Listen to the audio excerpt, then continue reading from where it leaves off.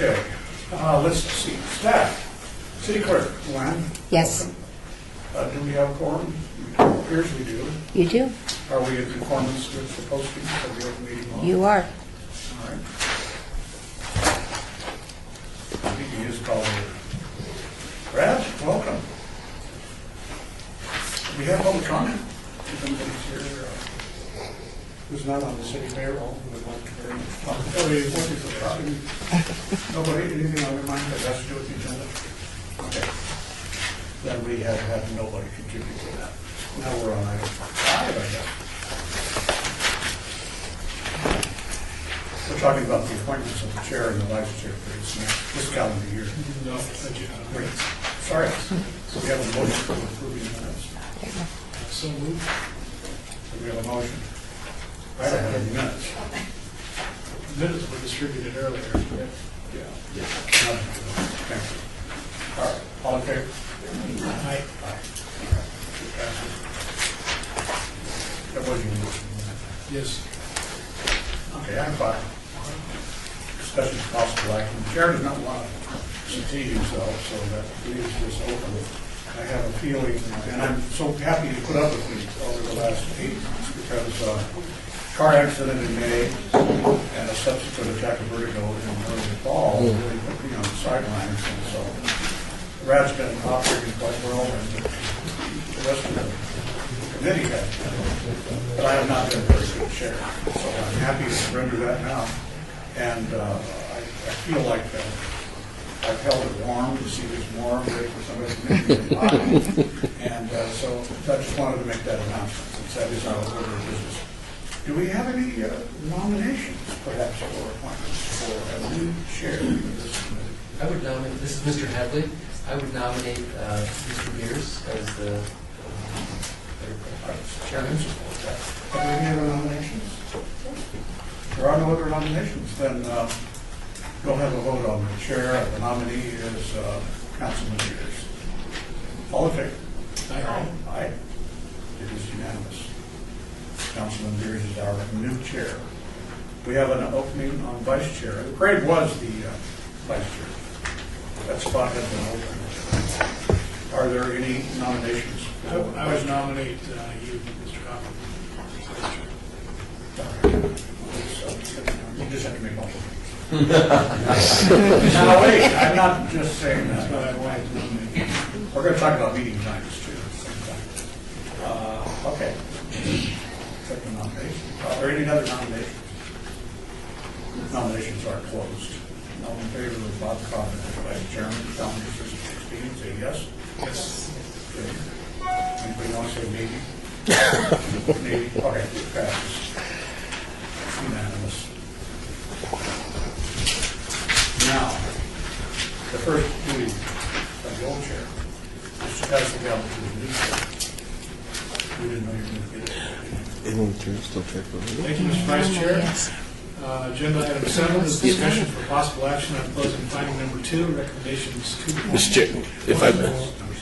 Number 6. No, Mr. Chairman, Mr. Chairman, if I could.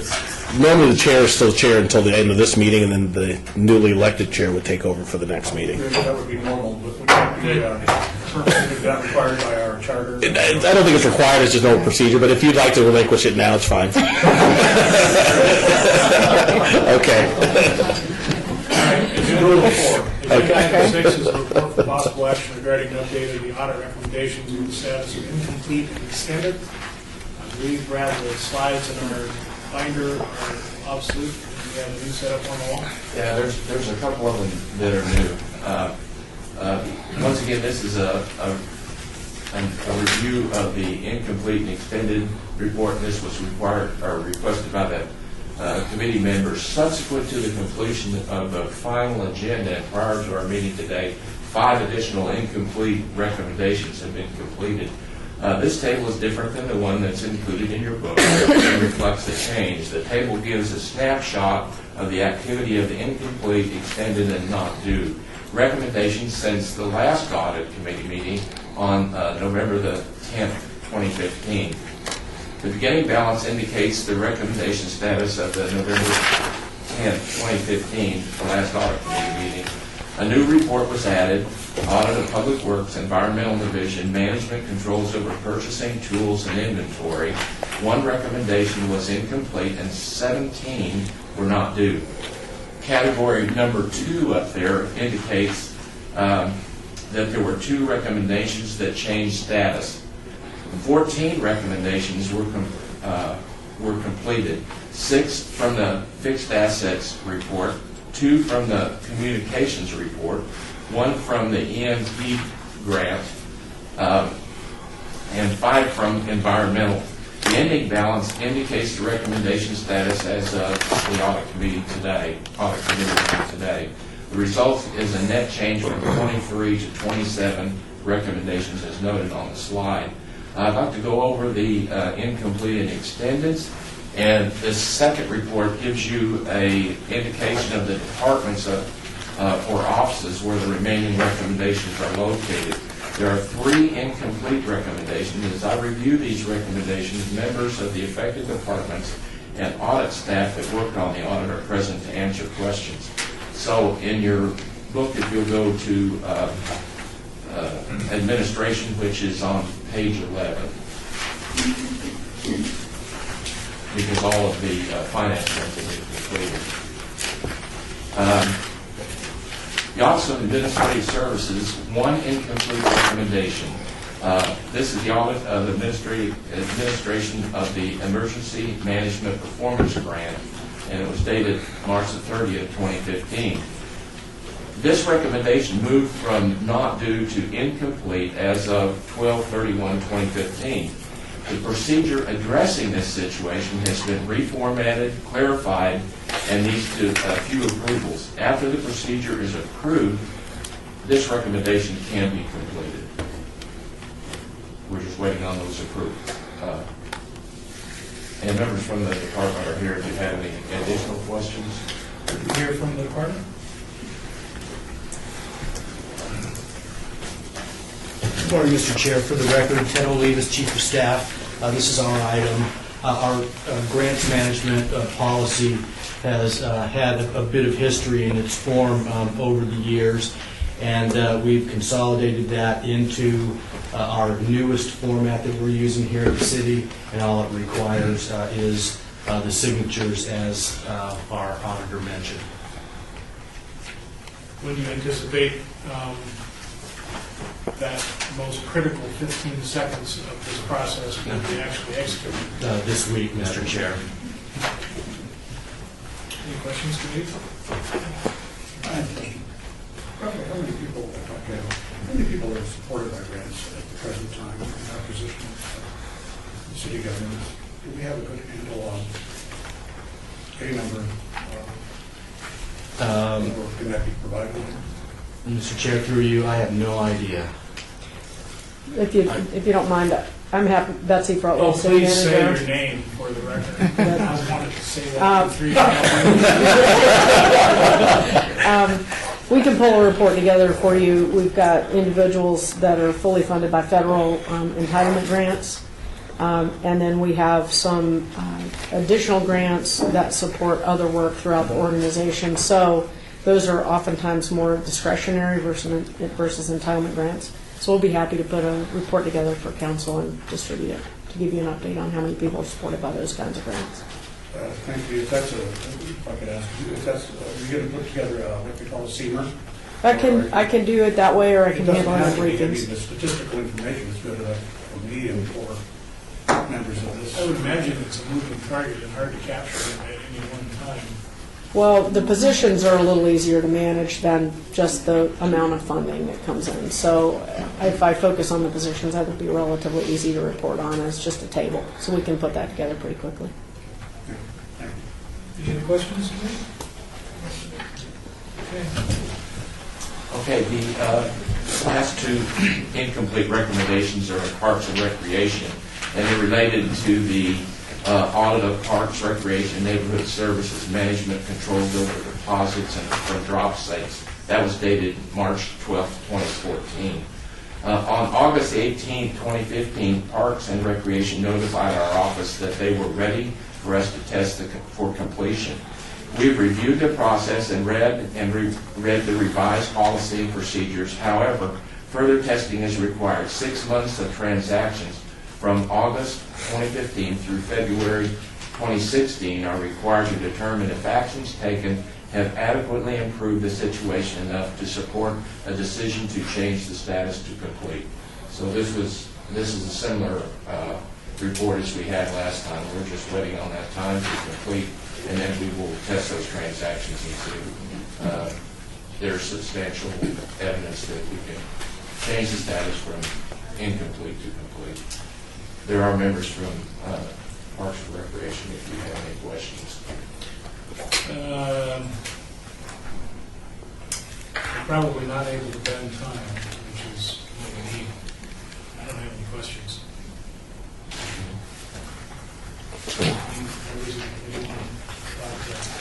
This is Mr. Headley. I guess I would just say, would this be fair to say that these would drop off for the next meeting? These would be closed? I think we're close. We should be able to test those. February is coming up here in a month. Should be able to test those. And Yes, we should. we'll move on if it's clear. Yes, the auditor that was working on this audit is Gary Phillips, and Gary has been checking and looking at reports the entire time. Okay. So he's been giving feedback, and so I anticipate that this should clear. Okay. Fair enough.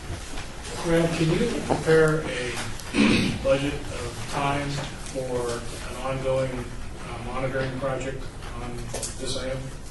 Of course we can. And we can then talk about it at our next meeting, whether that's something we want to do. Yes, we can do that. And your assessment, your staff's assessment on the risk and relative risk and the priority of this item.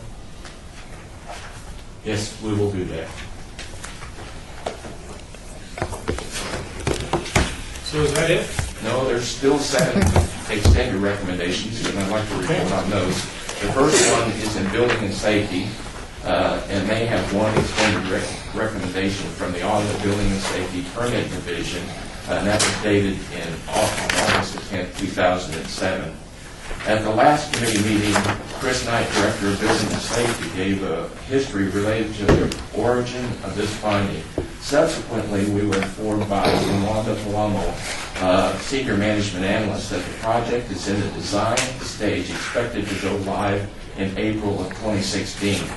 The City Auditor's Office will need several transactions to determine if the actions have remedied the problem enough to allow a decision to change the status to complete. As you will recall, permits expire after 180 days. Therefore, we will need at least 6 months of transactions from the time the system goes live.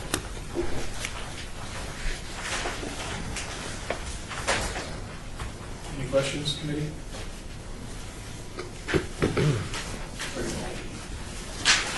So old and future. Okay, Graham? Okay.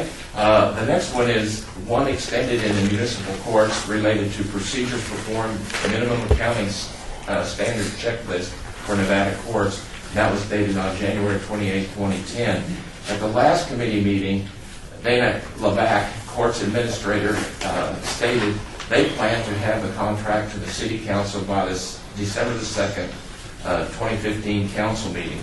Mr. LeBac is present to give an update on progress. Please. Thank you, Chairman Beers, committee members, Dana LeBac, Municipal Court Administrator. I'm pleased to say the contract did go to City Council and was approved. We've begun working with the vendor. We've had our initial kickoff meetings. Our internal IT and city IT are now working with the vendor to ensure we have all the hardware supports met. They're currently working on data translation and efforts to get our database actually pulled over to the new system. It is going to be an 18-month process. Our anticipated go-live date will be July 1 of 2017. Do you have, how frequently do you have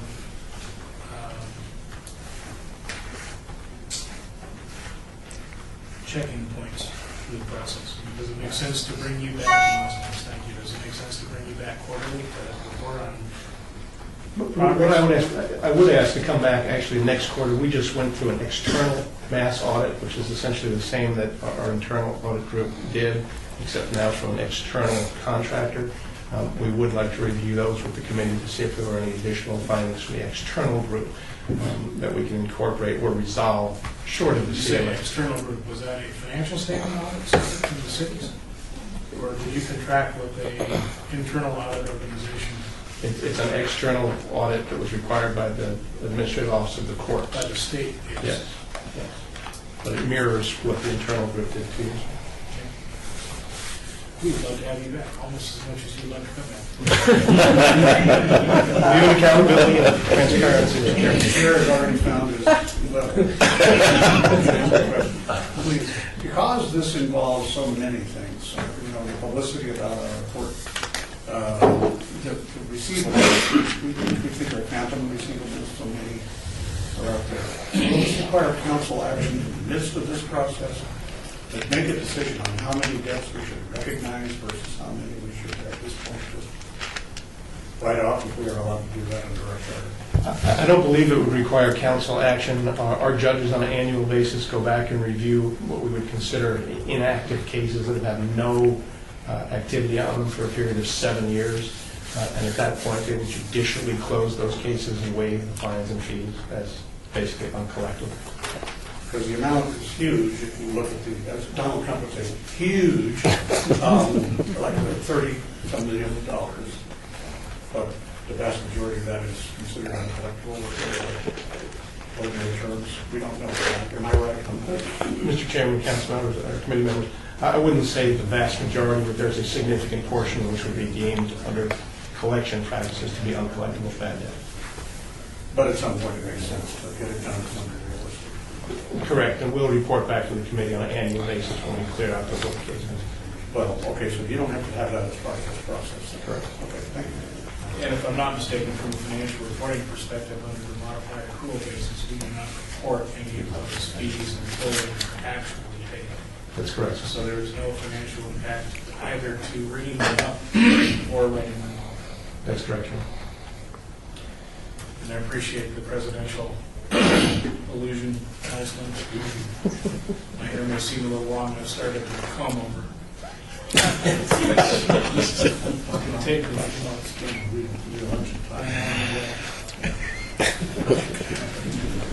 All right. Thank you, Chair. Thank you very much for that. Is there anything else under this agenda item? Yes, there are 5 more extended recommendations under operations and maintenance related to the audit of field operations, fueling access, and monitoring. And that one was dated September 22nd, 2010. At the last committee meeting, Jerry Walker, Director of Operations and Maintenance, reported on the status of each of the 5 recommendations. Additionally, he stated that he anticipated all 5 recommendations to be completed by 12/31/2015. Mr. Walker is present to give an update on the status of these recommendations. But prior to Mr. Walker's presentation, I would remind the committee that the City Auditor's Office will need several months of transactions to determine if the actions have remedied the situation enough to allow a decision to change the status to complete. So we'll still have to do some of our due diligence before we do this. Jerry Walker, Director of Operations and Maintenance. We're a little further behind than where we wanted to be, but we're still making progress. All 9 procedures have been completed. We've made any review changes to do, we've made any operating changes. 3 of the procedures, including the companion procedure for capital replacement, have financial impacts, and so we reviewed those with Finance Director Vanetta Appleyard, and she has a signature block on those. Of those, one of those does not require executive committee approval, and so once we have finance concurrence, that one will close. Of the other 9 procedures, 3 others have been signed off and are ready for the auditor to review. Of the remaining procedures, one of those requires Vanetta's signature, and then we'll be ready to approve that. At least 5 more, plus the capital recovery procedure that have to go to the executive committee for review. We submitted to those to Chief of Staff Ted Olivas. I cannot tell you how much time that will take. I don't expect the fuel procedures to be contentious, and we'll certainly make modifications as necessary for our customers. The capital replacement procedure, which is kind of a companion effort on our behalf, may prove to be a little more contentious. We do have all of the reports for December for all of the components in the fleet.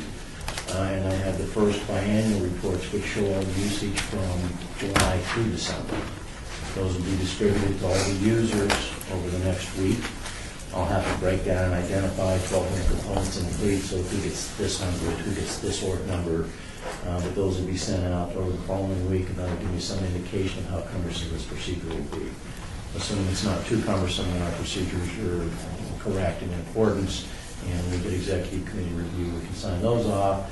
Give Brad and Brian 2 or 3 months to follow up, but we will be putting out very extensive reporting on both monthly, semi-annual, and annual basis.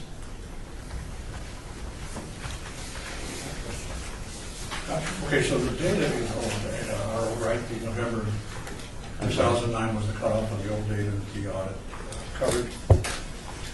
Yes. Correct, Brad? Yes, that's So the early, well, it was the year of 2009 virtually. it started in 2009, I think. So I just want to, that what you're waiting for would be the new. data. Yeah. How much video do we have capacity now on our pumps, where there might have been potential abuses on pumps? Jerry Walker, when the audit first came out, I did site video inspections. We've also posted signs warning as deterrents this site subject to video surveillance. We checked the site we felt was most possible, theft location, which was Floyd Lamb.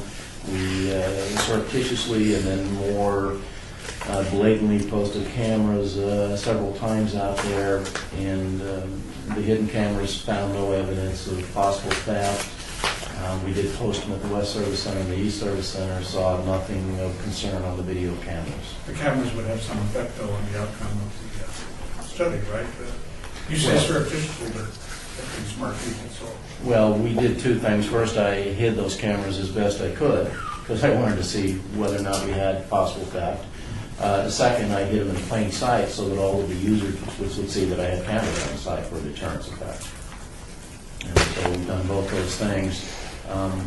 I don't believe we have any widespread theft of fuel in the city of Las Vegas. However, once I start running monthly reports and once I start checking miles per gallon on the vehicles, I'll be able to give you a much more confident assessment. So I think that will result in some reductions in use. If I can say that one truck that you picked up, it's still just hilarious because that pickup truck with 69-gallon fuel tank had to have a boat behind it, something else. Hauling a truck full of barrels. Well, thank you. Thank you, Mr. Chairman. Any other committee members have comments? Mr. Chairman, that completes my report on the site. I would accept the motion made to accept the report. Motion is made. All those in favor say aye. Aye. Opposed? Motion passes.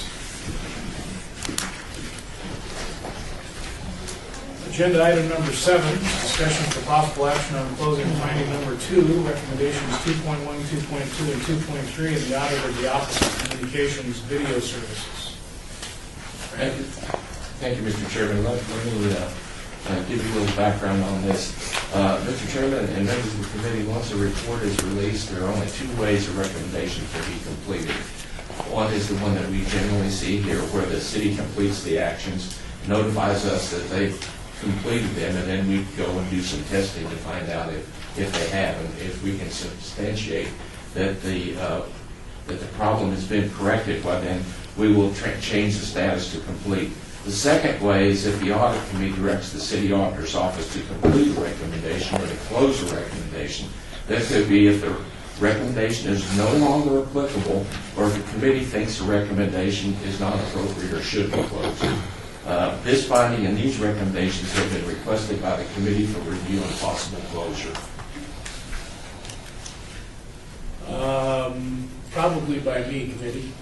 The issue I had with this is I didn't see a clear statement of where the standard was in law or policy that justified having a duplicate studio for emergency operations. A search was engaged. No one could find any such authority because I didn't believe that it was a wise expenditure of our capital to duplicate that station. I was seeking to set a change in the policies that apparently existed calling for a duplicate. In the end, we couldn't find an authority calling for a duplicate, and so we came to this potential closure of these three items. Is there any questions or comments, committee members? This is Mr. Headley. I think my only comment, Mr. Chairman, would be that I think this might be a best practice. I also don't think it would be a requirement, and I would also be in agreement that this could be removed or closed. Kick in on this. It could be that what we think here is unnecessary may in fact be something necessary. We don't take testimony here on the need for things so much as we check and make sure that the expenditure of funds and budgeting of that is correct. I was thinking maybe this is something that needs to go to the council because we're talking about disaster management here. Aren't we? We're talking about communications within an emergency. And it seems to me a council decision, and I don't recall, could have happened a long time ago. I came on the council that people thought this was necessary. I visited the bunker, and it's nice, and it's a great place to receive data. I don't recall the transmission of data from that spot is included. Maybe the city manager can fill us in on it. Carol, did you just call your office a bunker? I think so. I think you did. That was all above ground, but no pills, no cyanide allowed. So I don't know. Maybe it is something that, since there is no policy, it should be defined. Then maybe we have a situation where you either have to create one, or until such one and such exists, not allowed. I don't know. Could we hear from the city manager, Mr. Chairman? That's right one. Sure. I'm happy to weigh in, members of the committee. We have a very robust communication plan in our emergency operations plan that includes being able to receive a whole lot of data, have continuity of operations off-site, a variety of things that we feel make us in a pretty strong position should something unfortunate happen here, whether it be natural or man-made. We do feel that we can use Channel 2 adequately.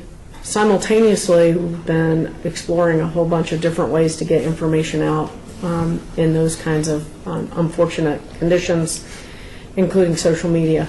Primarily what you find happening at that time is that all of the traditional news media want to have access to you. And so we have plans to take advantage of that, where we're not the transmitter, so to speak. We use the traditional Fourth Estate media to transmit through press conferences and such, those kinds of communications. So, right now we really feel like what we've got at City Hall is adequate for what we need. However, as Councilman Coffin mentioned, if the council felt that those were not adequate to achieve the goals of the City Council during those times, we could certainly bring that forward as a capital investment package for council to consider, along with everything else, from fire trucks to chairs to whatever we might need, and then can make a prioritization decision. This has never been brought to me, to my attention, that we needed a secondary studio out in the Northwest. So it's not been something that we've ever considered as an idea. We have made sure that we have the ability to respond, get communication out, be prepared for press conferences, be prepared for new workstations out in the Northwest through all of those facilities. I feel we're in a pretty good position. I would like, however, to invite Carolyn and David up and let them share their opinion with you about the adequacy of our current facilities, as well as the adequacy of our current plans in the case of an emergency, so that at least you have that information before you. And frankly, if you do decide to close the audit item out, as you mentioned, Councilman Coffin, doesn't mean that the issue goes away, right? If it's something that we find that we need, it's something that the council indicates they want, we would clearly explore that at staff level and figure out how to get that before council in some budget decision-making decision, or an emergency plan, or a communications expansion plan, to have council weigh in on it. So I'll defer to the two experts on this matter and let them weigh in. For the record, David Riggleman, Communications Director for the city. What the audit finding had indicated is that we could look to establish a secondary studio that would allow us to stream on the internet. It wouldn't allow us to be on the cable system. That would be a vastly larger expenditure. But what was identified would allow us to stream on the internet. Now, that said, we have the capability now through social media to do that right now with things like Periscope, which we use regularly here at the city, as well as other social media tools. And our social media following is growing bigger and bigger each month. We have upwards of 76,000 followers on Twitter and about 25,000 on Facebook. So there's a large number of people who follow us, including all the local news stations. So our ability to get critical information out currently exists, whether we have the secondary location or not. The secondary location, what it would do is it would give us the opportunity to have a second location should we need one. But again, it would be just to stream the information onto the web as opposed to onto the cable system. Carolyn Levering for the record.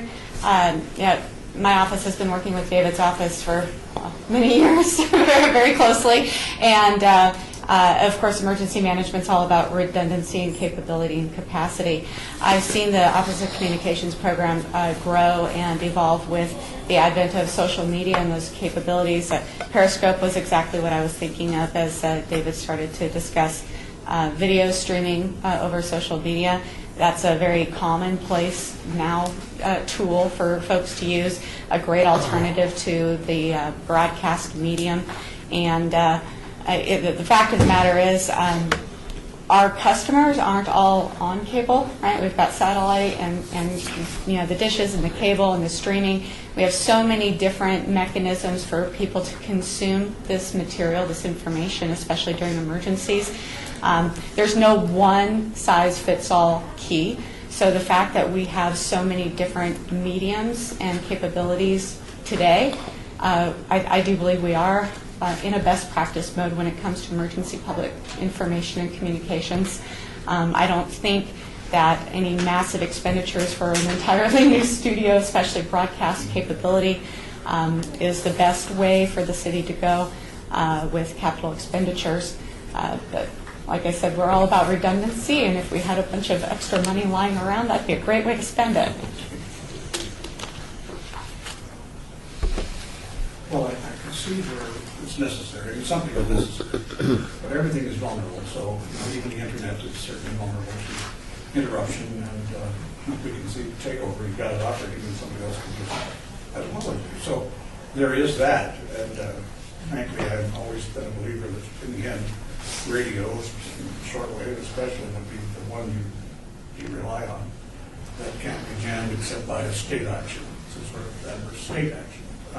I mean, how would I say, a national state action. So I'm trying to figure out, I never knew where this actually came from, and I wasn't sure that it was necessary. But on the other hand, it's important. And so how do you do it? You do capital expenditure, you do it through constant line item on the council budget.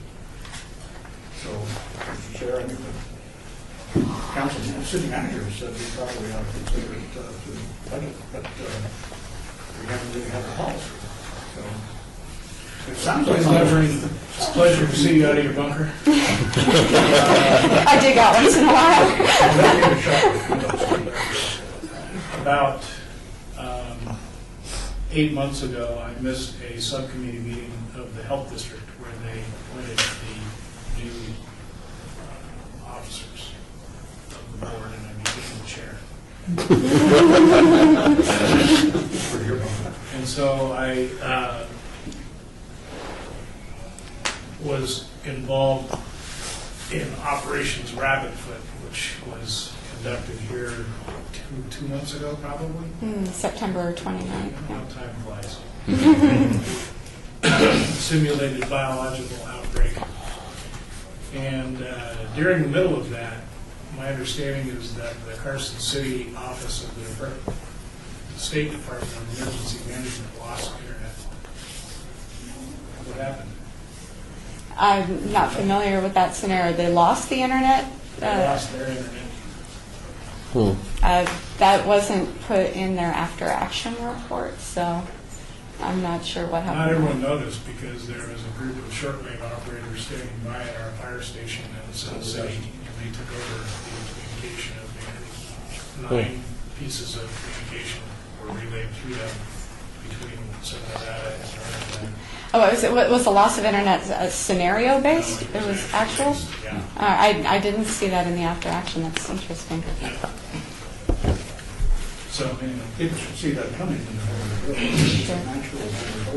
And we actually, at the EOC, have that. Flag appears on your Yep. screen. We have that radio-based email capability, internet capability over radio at the EOC as well. it's technically not internet anymore. Any additional questions, committee? Does anyone want to make a motion to accept the closing finding number 2, recommendations 2.1, 2.2, and 2.3 in the audit of the Office of Communications Video Services? There's a motion. All members in favor say aye. Aye. Opposed, say nay. Motion passes. Thank you very much. Thank you. Thank you very much. That takes us to agenda item number 8. We're done with something old, and it's time for something new. Mr. Chairman. Brian Smith was the author that was leading on this, and he's here to make a presentation. This is a discussion for possible action on audit of public works, environmental division, management control over purchasing tools and inventory. Great, thank you. Brian Smith, Senior Internal Auditor. As Brad mentioned, we completed an audit of Public Works, the Environmental Division, management controls over purchasing tools and inventory. The Department of Public Works Environmental Division manages all facets of wastewater treatment for the city and ensures that the water returned to the Las Vegas Wash to Lake Mead meets or exceeds all state and federal requirements. Environmental facilities include the main water pollution control facility on East Vegas Valley Drive and 2 satellite water reuse facilities at Bonanza and Mojave and Cheyenne and Durango. Environmental's organization includes the work units listed on this slide. And the supply work unit oversees environmental's purchasing activities and management of the warehouse operations. This slide includes photos of the warehouse out at the main plant. And the supply work unit is comprised of a materials management supervisor, 2 purchasing technicians, and 2 materials management technicians. Our objectives in completing this audit were to evaluate the adequacy of the purchase approval controls, evaluate the adequacy of management controls over tools and equipment, and to evaluate the adequacy of the annual physical inventory procedures. I'd now like to give you an overview of the findings and recommendations from the audit. The first finding related to the system interface issue. Environmental uses a software application known as Utilities Work and Asset Management, and it's referred to by the acronym WAM. And WAM is used for processing work orders and purchase requisitions and managing inventory within the plant warehouse. WAM interfaces with the city's software application known as Oracle for the processing of purchasing requisitions and creation of purchase orders. During our audit, we found purchase approval controls to be in place and functioning as intended. However, we became aware of a system issue impacting the processing of purchases that needs to be addressed. Supply regularly experiences purchase requisitions, purchase orders, and related attachments getting stuck or lost in the system interface between WAM and Oracle. IT staff and the Public Works Application Support Team must be contacted to remedy the problem, and resolution of the problem can sometimes take days. If the problem is not identified and resolved in a timely manner, a stuck PR or PO can cause delays in the delivery of purchase orders to vendors and delays in the delivery of critical inventory items to the plant. While IT is aware of this interface issue, the problems persist and are a continual frustration for both supply and purchasing staff. According to supply personnel, this problem has been ongoing for approximately 8 years and has gotten increasingly worse with each Oracle software upgrade. We have therefore recommended that IT management, working with environmental management and the Public Works Application Support Team, address these interface problems using its own staff or evaluate whether outside contractors are needed to address the issue.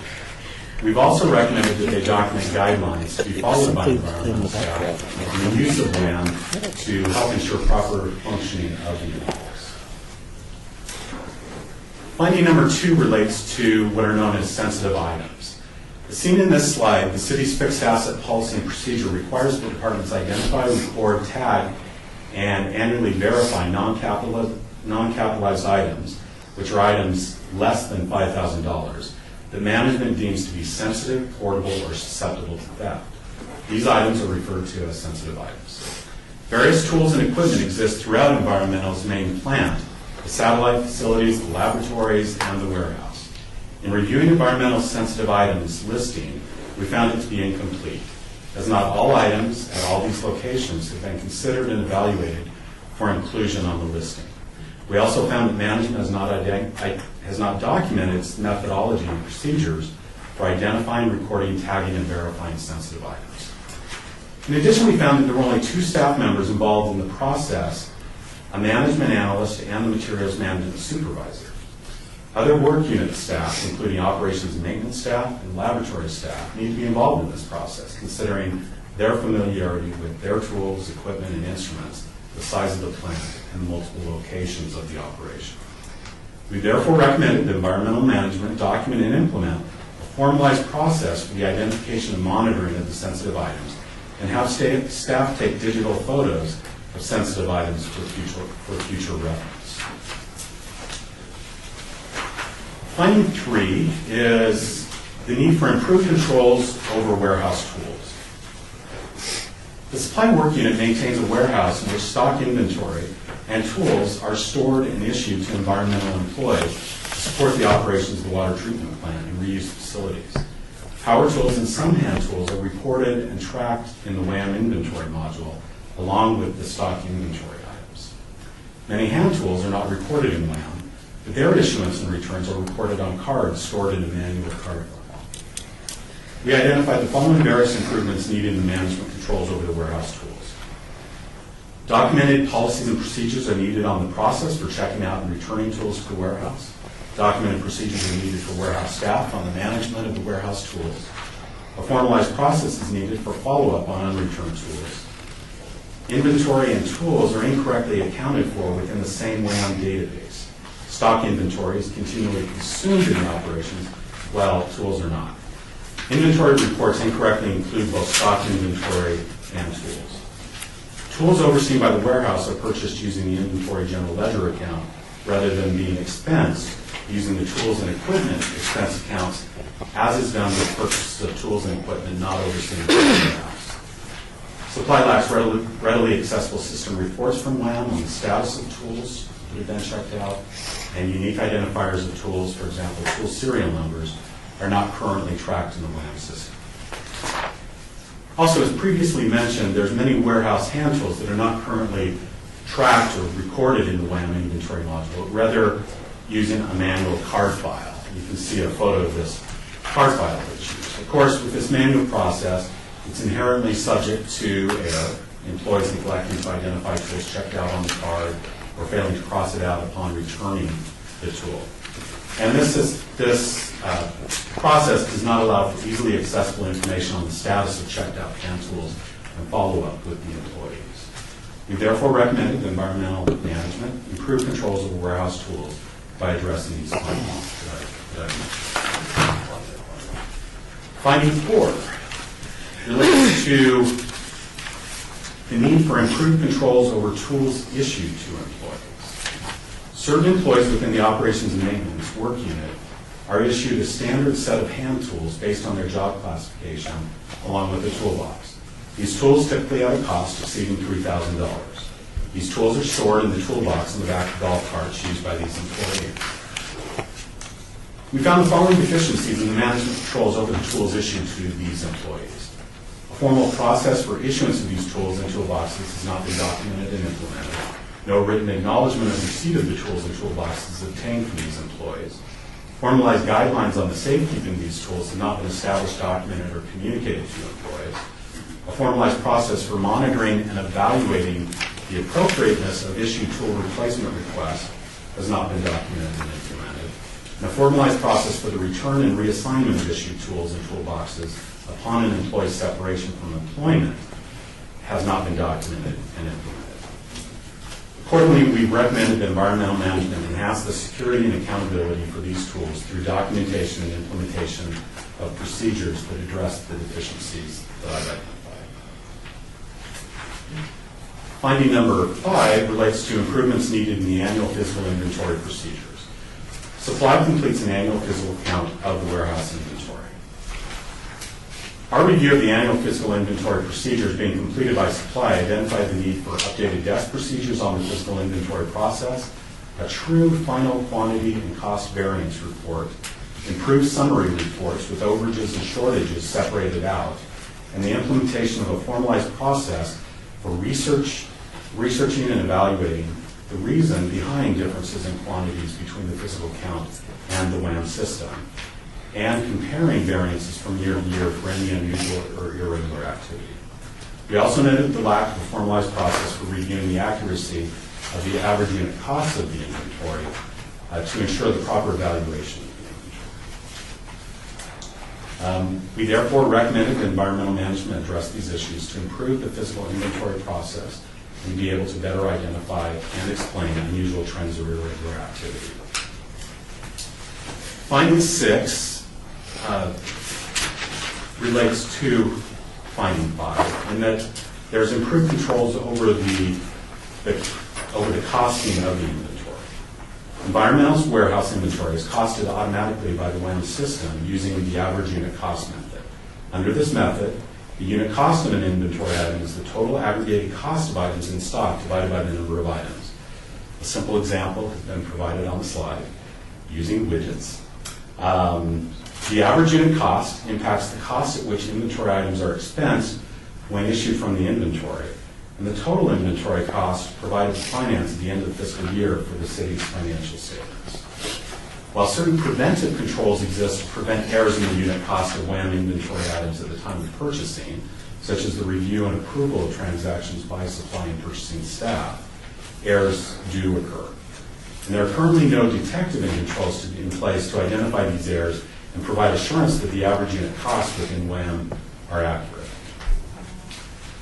We therefore recommended that environmental management evaluate what additional preventive and detective controls can be implemented to timely identify significant changes in the average unit cost of items, which could be indicative of data input errors. We've also recommended that environmental management implement procedures to identify and correct existing average unit cost errors within the WAM system. As with all of our audits, management has responded to all of our recommendations and provided estimated dates of completion. Those are all found at the back of the report. I'd like to personally thank the environmental staff and management for their help with this audit. As with our audits, it takes a lot of time and support to dig into a lot of these issues, and they've been very supportive. And as of today, 5 of their audit recommendations have already been completed, and others are currently in the process of being completed, and I have a couple that I'm currently reviewing right now for completion. And I'd now be glad to answer any questions you may have about the audit, and we also have representatives from Public Works and Environmental here. Thank you for your report.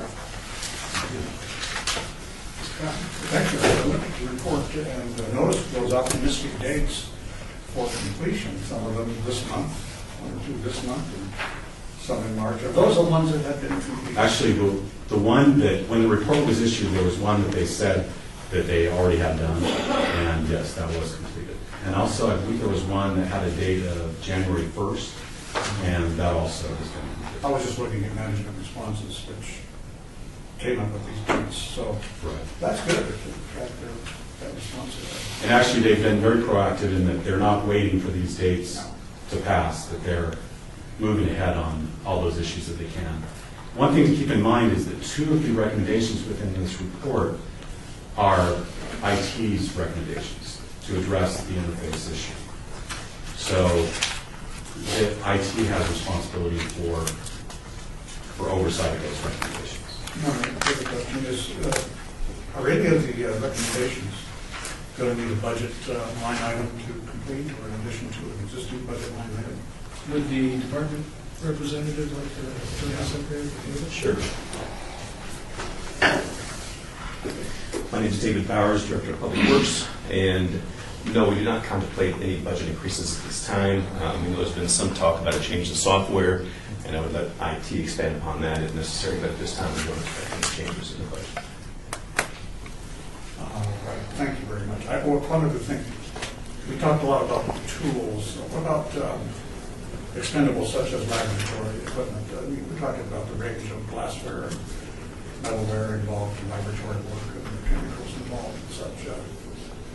Do we closely monitor that, or is each individual item so small in terms of its cost? A beaker, a very small measuring device, for example, would we worry about final count on that? Because I don't recall where we've got an inventory. You know, there is a limit of value that we do try to track this type of, this type of inventory. Something of that nature we do not, but there's still oversight by supervisors. They know what they're ordering, they're knowing what's being pulled out of the closets. So something of that nature, it's similar to office supplies. You're not going to track each pen that's been released. So no, we typically use a value of, what's it, maybe $200 or so before we start tracking. But also, one of the recommendations related to the end-of-year evaluation of the inventory, and one of the recommendations asked the department to create an inventory roll forward, where at the end of the year they can do an evaluation of the activity of inventory items and look for any significant or unusual activity with certain items.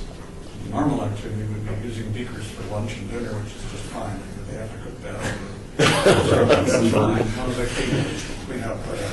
You think about it, you breakage, but that'll be hard to go between breakage and overage. But I would imagine that because the items are de minimis in cost, but probably not a overage problem unless somebody's got to try. Now, of course, the tools in the laboratories, they have some items that have significant value, like weights and scales and.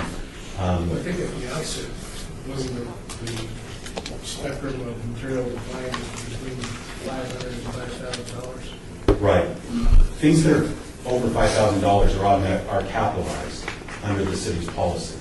But the sensitive items, anything that's less than $5,000 that management deems to be susceptible to theft or have a value that they want to track, then that's where the sensitive items come into play. And so in the report, we're recommending that they identify all those items. And my finding was that their listing was incomplete, that it didn't take into consideration all the tools and equipment that needed to be considered in putting together their sensitive items listing.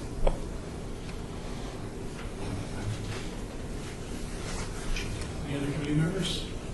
Mr. Chairman, if I could, and David Bowers, I'd like to thank the Audit Committee. They really did a good job coming in and uncovering all this. And, Christina Cox is our new manager out in that area, and it's very difficult as new manager to implement stricter policies for this type of thing. So they really helped us. It's been a great tool for us, and we really appreciate the support of the bidders. Your praise is welcome. Your timing will not make a difference. I would like to say, often as auditors, our job is to point out things that are wrong. But there's a lot of great things happening out there. If you were to walk into the warehouse, you saw some of the photos of the warehouse. Very well organized warehouse, very, well controlled. Just as a part of the audit, we found some improvements that definitely are needed to enhance the controls. Well, when you think of a plant, Mr. Chairman, cleanliness is important. It's kind of a sign. That's good housekeeping. It's a good sign that there's something right in an operation if they take care. I've always said you could darn near get off the floors over there because the plant, at least the main plant, is incredibly clean and almost completely And it's really timely because we're trying to decide what to do with the land immediately adjacent to this plant. I wouldn't want to eat off the floors out there. There's a clean plate on the floor. It's really a good thing. You know, our public should be aware of the fact that we spend a lot of money to keep that clean. There's a good reason for it. And that is that it's really good for affecting the drinking water.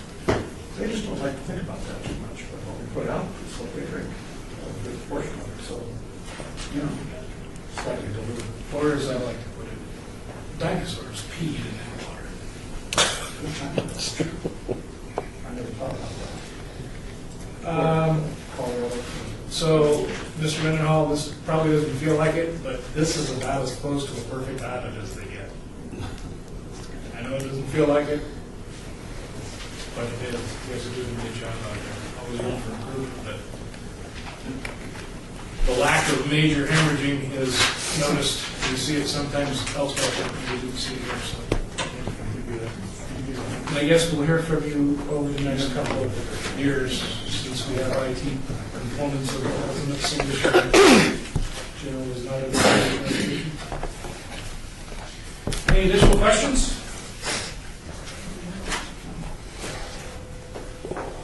So have we got a motion? I would look for a motion from a committee member to accept the report. Also move and with our congratulations to the agency for a well-done job. All those in favor, say aye. Aye. All those opposed, say nay. Motion passes. We may get through the rest of the agenda in time to go eat off the floor over there. Sure, you're probably welcome anytime to do that. All right, agenda item number 9 at this time. Discussion for possible action on current audits and projects underway. Thank you, Mr. Chairman. Currently, the following audits are in process. Support services, equipment, and vehicle maintenance and fire. Gary Phillips is the auditor that's leading that, and it's in the reporting stage. The sale of scrap in operations and maintenance, and Gary Phillips is also in charge of that one, and it's in the fieldwork stage. Financial assistance with SafeKey, Nancy Beatty is lead auditor on that, and it's in the reporting stage. OIT inspections, Brian Smith, and that's in the planning stage. And sports park contract, and that's in the planning stage, and that's also being led by Nancy Beatty. This concludes my report. Brad, what does OIT stand for? Outside inspection and testing. Off-site. Off-site inspections and testing. Thanks, Brad. Yeah, there's, I stumbled across a TBNA. I've not heard of before. All right, any discussion or questions, committee members? This next, if I could make a statement on this item 10, is that where we're at? There is really no action to take. I guess we can approve Brad's presentation. I move to approve Brad's. Sure. All those in favor say aye. Aye. Opposed? Motion passes. Item number 10 now, which is the discussion regarding topics for future agenda items by members of the Audit Oversight Committee. I'd like to thank staff, I think, Mr. Chairman, for putting this in here, because that's a request for me in order to allow committee members to do a little free wheeling on things they want to see or things they hope that could be considered. Just that we're not constrained by posted agenda. And it doesn't mean taking action, we can't have discussion in fact, even public marriage, things like that, but it's important. I think it's an important thing on every agenda to have. That's how the city council ends this day too, with an item like this. Any comments or questions, members of the committee?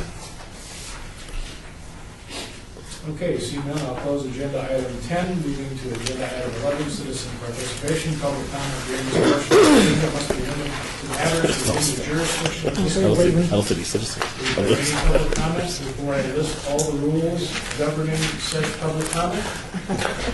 Seeing none, we'll meet again on Monday, April 25th, 2016 at 10 a.m.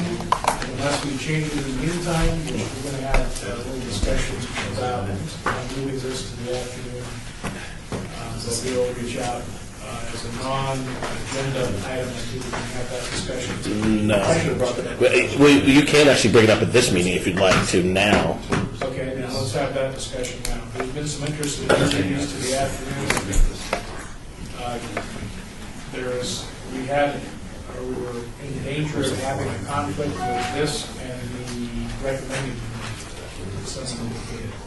That is a problem. Is it not? What is the recommending it every other Monday following a council meeting? At 10 o'clock in the morning. And so it's Before every other council Monday, meeting. So we're okay fitting in the other Monday. Is that how we design Agenda this? staff may be an issue, though. I think it was today, no? We don't normally have agenda stuff that early either. We should be all right. If your request Let's be is honest. on Mondays at 1 o'clock, we'll check the calendar and get back with you. Well, I think the only conflict we've heard about is potentially with the recommending. I think. That shouldn't, If we can maintain without conflict with the recommending committee, then for now, we will plan on having our next meeting on Monday, April 25th, 2016 at 10 o'clock because someone's got this nice graphic image in the slides. Or you want to have it at 2 o'clock. Non-council members, is a third meeting. Has this been inconvenient? Okay. This is member Annette Carroll, and this is convenient for me this time slot. Member has the same thing. I make myself available, so. I would remind, there are 2 non-council members that we are recruiting a fifth member of this group. So if you run across somebody in your professional dealings, it might be appropriate. So you can at least get them interested enough to say yes. Yes. Don't be too people.